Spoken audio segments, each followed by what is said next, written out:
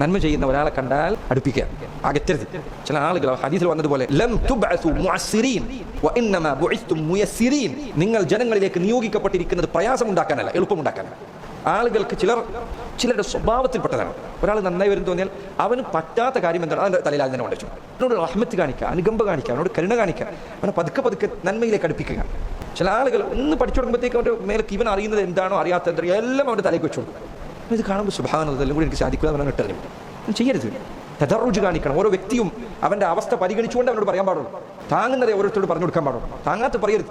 ഒരാൾക്ക് കാര്യങ്ങൾ മനസ്സിലൊരു വല്ല ബുദ്ധിജീവി ചിന്താഗതിയിലാണ്, അയാളിങ്ങനെ പതുക്കെ ഹദീസുകളൊക്കെ സ്വീകരിക്കണം, മനസ്സിലായിക്കൊണ്ടിരിക്കുക. അയാൾക്ക് ഏറ്റവും ഇഷ്കാലം ഉണ്ടാക്കാൻ സാധ്യതയുള്ള ഹദീസിനെ ആദ്യം പറ്റാൾ പറയരുത്. എന്നിട്ട് അയാൾ അതെങ്ങാനും സ്വീകരിച്ചിട്ടില്ലെങ്കിൽ നീ വന്നിട്ട് കണ്ടില്ലേ ഹദീസ് സ്വീകരിക്കില്ല, എന്താ അവസ്ഥ നീ കാരണമാണ് അയാൾ അവസ്ഥയിലെത്തിയത്. അയാൾക്ക് മനസ്സിലാക്കാത്ത കാര്യം ആദ്യം തന്നെ പോയിട്ട് അയാളോട് പോയി പറയില്ല.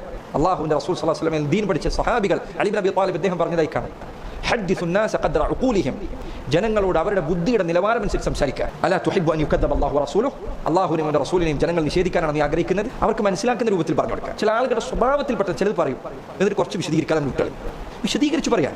സംശയത്തിന് വകുപ്പുണ്ടോ എന്നാൽ സംശയം തീർത്തിട്ട് പറയാം. ആശയക്കുഴപ്പങ്ങൾ ബാക്കി വെച്ച് പറഞ്ഞു പോകാൻ, ബാക്കി മനസ്സിലാക്കിയാൽ പറയരുത്, നീ പറഞ്ഞു കൊടുക്കണം. അതിനുവേണ്ടി വയർക്കണം കുറച്ച്. ദീൻ ഒരിക്കലും സഹോദരൻ ഒരാളുടെ ദീൻ അകന്നു പോകുന്ന നീ കാരണമാവും, ആളെ അടുക്കാൻ കാരണമാവും.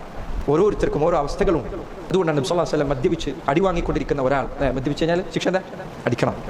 അപ്പോൾ ഇവന് ആവർത്തിച്ച് ഒരു മനുഷ്യൻ മദ്യപിച്ചു. ഞാൻ പറയുന്നത് മദ്യപിച്ച ഒരാൾ പോയിട്ട് നിങ്ങൾ മദ്യപിച്ചോ എന്ന് പറയുന്നതല്ല, നീ പറഞ്ഞതിന്റെ അർത്ഥം നിങ്ങൾ തെറ്റായി മനസ്സിലാക്കരുത്. ഹജ്ജ് നടപ്പിലാക്കിക്കൊണ്ടിരിക്കുമ്പോൾ ഒരാൾ പറഞ്ഞു മനുഷ്യൻ അല്ലാഹു ശപിക്കട്ടെ, എത്ര തവണയാണ് ശിക്ഷ വാങ്ങിക്കുന്നത്?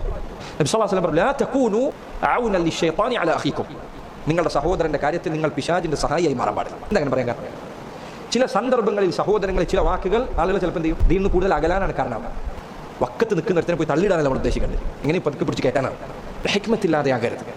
ഹിക്മത്ത് എന്ന് പറയുന്നത് റസൂലുള്ളാഹിന്റെ സുന്നത്തനുസരിച്ച് ചെയ്യലാണ്.